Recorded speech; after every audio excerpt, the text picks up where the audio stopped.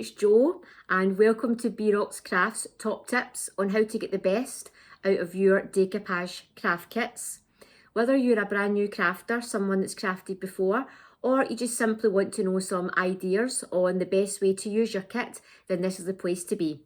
So the first tip that I can give you is always to put down some sort of throwaway mat on your working surface so that you don't stain it with any glitters or glues, okay? So the next one I want to talk about is your brush. If you leave your brush out for quite a while, it will go hard. So make sure that you run it under the water. So lukewarm water, and make sure that you just squeeze out the glue. You can also use your hand pump for a little bit of soap, and just make sure you squeeze it gently to get rid of all the glue, and then just leave it to air dry. One other tip with your brush is when you're decoupaging with napkin decoupage, especially because it's very thin paper, is always to work from the middle outwards and keep your brush going in the same direction. So what you don't want to be doing is this, because you will actually rip the paper, okay? Now when you're doing your second layer, when you put your glue on, it can be your brush is quite dry, so you can slightly wet your brush. Don't have it soaking wet, just a little bit damp, and that will help even out your glue. If it's really thick and you try and spread it on, it'll go lumpy and it might tear your napkin decoupage, okay? So this is the glue that you'll be using, and as you know, it's not also just a glue, it's also a sealer, so that will help seal everything down and then make it all nice and matte, okay?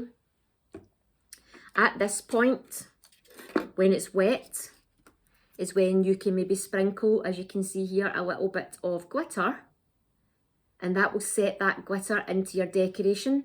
And the same with your little gems. So anything you want to add, like this one here, add it when you're doing your last layer, and then put your gems down, and that acts like a glue, so that will basically make them stay on and then them stop falling off. So that's also a little handy tip for you as well, okay?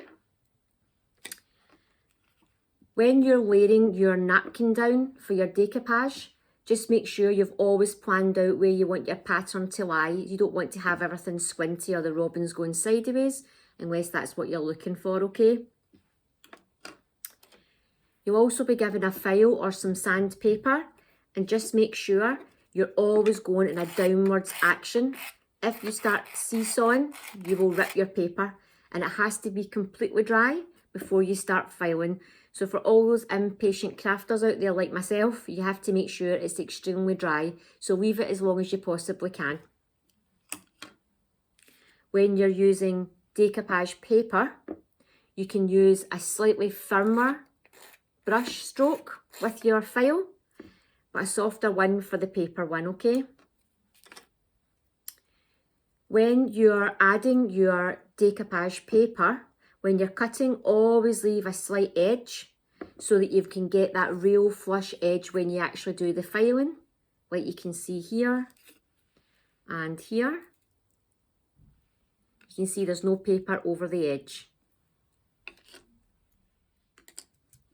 If you're mixing glitters like this one, then you can do one layer at a time so that you don't mix your glitters. However, I do have a little pot of the mixed ones, and I just use that sometimes for different designs. I like to mix all the colours up, and then I can come out with something a wee bit different. So you've got that option as well, okay? One other tip here. When you're doing napkin decoupaging, then you must only work with the top layer of your napkin, which is the one with the pattern on it. Otherwise it won't work. So it always has to be just the very top layer.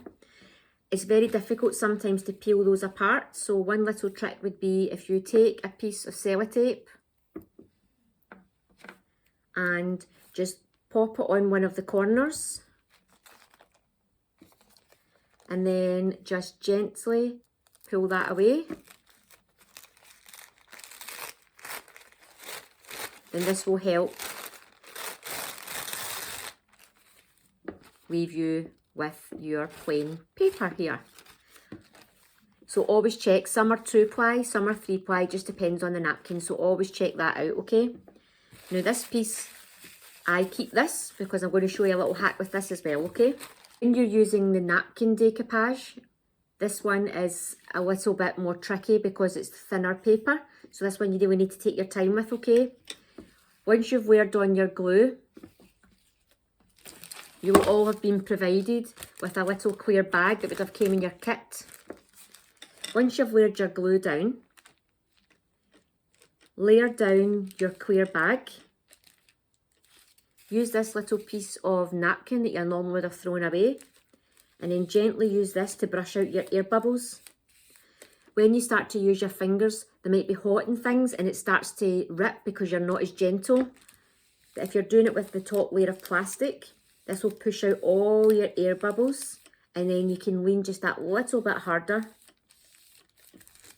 and then you'll get that perfect flush effect on your decoration. Okay, when you're using your glitter, one little trick, so that you don't lose all the glitter, you want to put it back in the pot.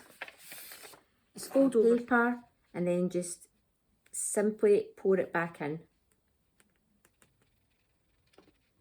Like so.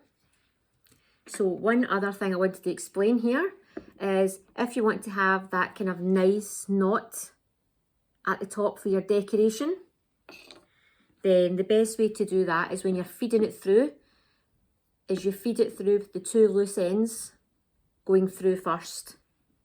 So you can do a loop effect.